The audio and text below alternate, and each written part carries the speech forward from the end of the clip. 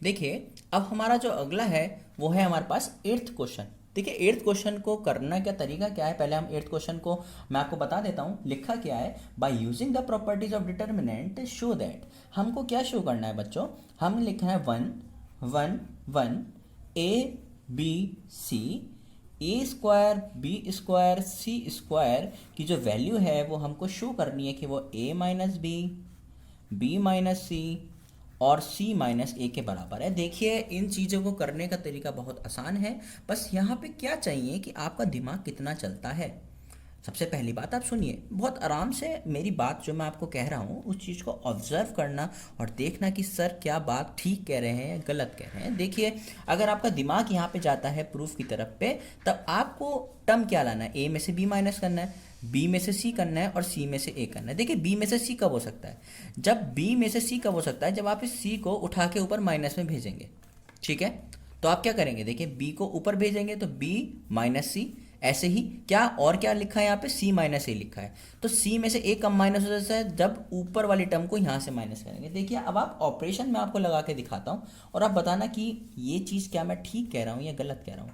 अगर मैं R2 को चेंज करना चाहूँ किस हिसाब से, क्योंकि मेरे पास क्या चाहिए, मेरे को a माइनस बी भी चाहिए, ठीक बात है, मेरे को a माइनस बी या फिर b माइनस ए भी मैं लिख सकता हूँ, उसके बाद माइनस बाहर निकाल सकता हूँ। अगर मैंने एक ऑपरेशन लगाया बच्चों, R2 changes to R2 minus R1 comma R3 changes to R3 minus R1। देखिए अब मैंने ऑपरेशन तो लगा दिया, पर यह ऑपरेशन कितने हद तक ठीक है ये चीज़ मैं करके आपको दिखाता हूँ। ठीक है, क्योंकि मेरे को अब पता है कि मुझे रो वन में तो कोई चेंज लाना नहीं है बच्चों, इसलिए मैंने इसको वन ए और ए स्क्वायर लिख दिया है। लेकिन मैं अगर अपने अगले पे ध्यान देता हूँ तो लिखा है R2 माइनस R1। देखिए R2 में से R1 को घटाना है, इसका मतलब इस वन में से ये वाला वन घटाना है, तो वन में से वन गया तो बच्चों जीरो बच जाएगा। ऐसे बी में से ए जाएगा तो क्या बचेगा, बी माइनस ए।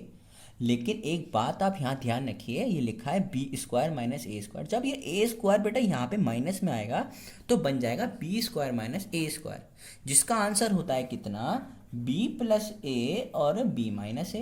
क्या इतनी बात आपको समझ में आ रही होगी, बिल्कुल। तो देखिए अब अगला क्या है, R3 में से R1, वन में से वन घटाएंगे तो जीरो, सी में से ए घटाएंगे तो सी माइनस ए, और फिर क्या आएगा, सी स्क्वायर माइनस ए स्क्वायर को क्या लिख सकते हैं, सी प्लस ए और सी माइनस ए। बच्चों थोड़ा थोड़ा अपना ध्यान रखना इन चीज़ों को, क्योंकि हमको क्या होता है कि हम स्टेप बाय स्टेप चलते रहते हैं और हमें अक्सर पता नहीं चल पाता है कि हम असल में करें क्या। लेकिन देखिए क्योंकि ये बहुत आसान तरीके से मैं आपको समझाने की कोशिश कर रहा हूँ और मैं बिल्कुल भी भाग नहीं रहा हूँ, बहुत आसान भाषा में आप तक अपनी बात पहुँचाना चाह रहा हूँ। देखिए अब अगली बात, अगर आपने थोड़ा भी ध्यान से पढ़ा होगा तो आप सर की बात देखिए आप समझ पाएंगे। देखिए सर ने क्या कहा है, यहाँ पे कुछ भी कॉमन नहीं है, लेकिन मैंने अभी पीछे वाली वीडियो में आपको बताया था कि बच्चों अगर कहीं पे एक जीरो लिखा है और उसके बाद b माइनस ए और b माइनस ए दोनों में है तो यहाँ से कॉमन आ सकता है। ऐसे ही सिंपल, बिल्कुल आपका सही दिमाग जा रहा है।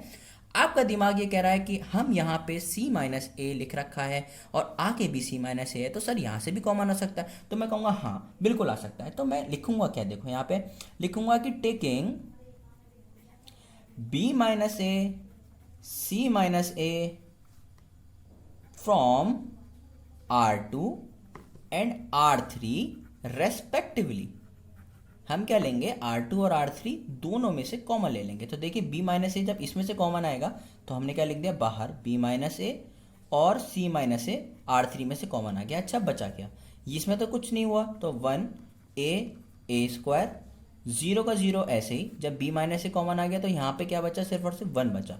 लेकिन यहाँ पे भी क्या बचा हुआ है, यहाँ b प्लस ए भी बचा हुआ है। अच्छा फिर जीरो, फिर वन, और फिर कितना बचेगा, c प्लस ए बचेगा। अच्छा भाई अब बताइए अब क्या होगा। देखिए b माइनस ए बाहर आया, कायदे में निकालना क्या था, a माइनस बी निकालना था, कोई इशू वाली बात नहीं है इसमें। आप ज़्यादा सोचिए मत कि मैंने गलत करा या सही करा, कुछ नहीं, आप ठीक कर रहे हैं इन चीज़ों को, क्योंकि आप b माइनस ए को a माइनस बी भी बना सकते हैं अगर आप इसमें से माइनस बाहर निकाल दें। ठीक है, तो क्या ये बात मैंने ठीक बोली, हाँ मैंने ठीक बोली। इसका मतलब अगर आपके पास देखा जाए तो a माइनस बी मतलब ये वाला टर्म भी मिल चुका, c माइनस ए ये भी मिल चुका, b माइनस सी कैसे बनाओगे बच्चों, बड़ी दिमाग से सोचो। देखिए अगर इधर देख पा रहे होगे तो आप यहाँ पे b माइनस ए कैसे बनेगा, मैं एक छोटी सी हिंट दे देता हूँ। अगर आपने इसमें से b प्लस ए में से ये वाला घटा दिया, c प्लस ए, बचेगा क्या, b प्लस ए माइनस c माइनस ए, प्लस से ये कट जाएगा तो यहाँ बचेगा b माइनस सी। बन गया नहीं बन गया, देखो ऑपरेशन क्या लगाएंगे, मैं इसमें से, ये वाला क्या कहलाता है बच्चे, ये कहलाता है R2, ये क्या कहलाता है बेटे, ये कहलाता है R3। आप ऑपरेशन क्या लगाएंगे, देखिए तो रफ वर्क पे आप मान लीजिएगा, क्योंकि बच्चे मैंने इसलिए करके दिखाया है कि हमें पता होना चाहिए कि हम अगला स्टेप कैसे चलते हैं। इसी के साथ आपकी अंडरस्टैंडिंग बढ़ती चली जाएगी और आप बहुत ही बेसिक से चीज़ों को समझ पाएंगे। देखिए b माइनस सी, अब हम इस पर आते हैं। मैंने क्या लगाया बच्चों, मैंने कहा कि मैं R2 को बच्चों इस हिसाब से चेंज करता हूँ कि वहाँ पे R2 माइनस के R3 अगर ऑपरेशन में लगा दूँ तो मुझे क्या मिलेगा, ठीक है। देखिए मिलेगा क्या, b माइनस ए, सी माइनस ए, फिर क्या मिल रहा है, फिर मिल रहा है 1 ए स्क्वायर, इसमें से इसको घटा रहे हैं तो फिर 0, इसमें से इसको घटा रहे हैं तो फिर 0, और यहाँ से यहाँ घटा रहे हैं तो क्या मिल रहा है मेरे को, यहाँ पे b माइनस सी मेरे को मिल जाएगा।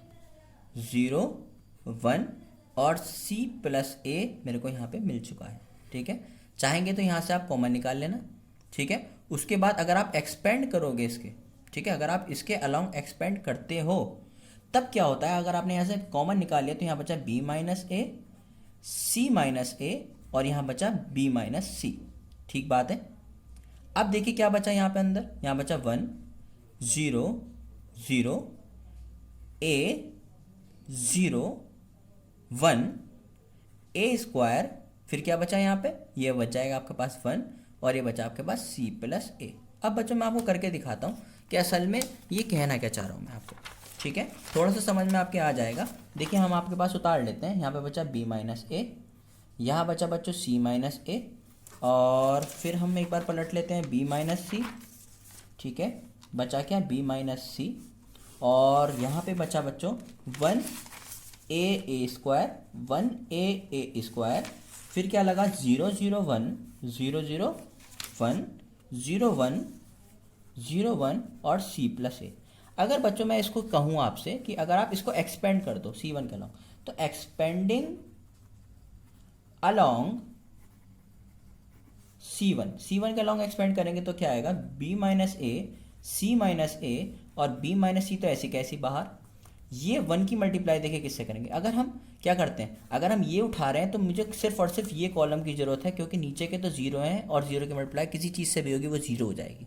अगर c प्लस ए की मल्टीप्लाई 0 से करता हूँ तो वो 0 हो जाएगी, माइनस का साइन ला के 1 की मल्टीप्लाई 1 से करता हूँ तो 1 आएगी। इसका मतलब यहाँ पे क्या बचा, b माइनस ए, सी माइनस ए, b माइनस सी, और 1 की मल्टीप्लाई -1 से करता है तो आंसर किस में आएगा, माइनस में ही आएगा।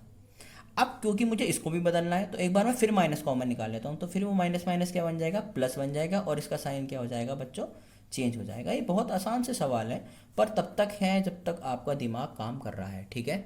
एक बार मैं सीधे रख के भी आपको समझा देता हूँ, सॉरी मेरा दिमाग नहीं गया वहाँ तक कि मैंने टेढ़ा रख रखा था, बच्चों पार्डन करना इस बात के लिए, ठीक है। तो हमने क्या करा है यहाँ पे, आप देख रहे होगे बहुत आराम से कि सर ने क्या करा है यहाँ पे, कि यहाँ पे एक्सपेंड कर दिया है किसके अलॉन्ग, c1 के अलॉन्ग। बच्चों क्यों करा है, क्योंकि यहाँ पे 1 है, यहाँ पे 0 है, और यहाँ पे भी क्या है, 0 है, और इससे क्या हो जाएगा, मेरा काम आसान हो जाएगा। इसीलिए मैं इस क्वेश्चन को इस तरीके से सॉल्व करना चाहता था। अब अगला क्वेश्चन मैं आपको अगली वीडियो में बता पाऊंगा, जो कि है मेरे पास कौन सा क्वेश्चन, 8th क्वेश्चन का second part. Thank you so much for watching this video, thank you.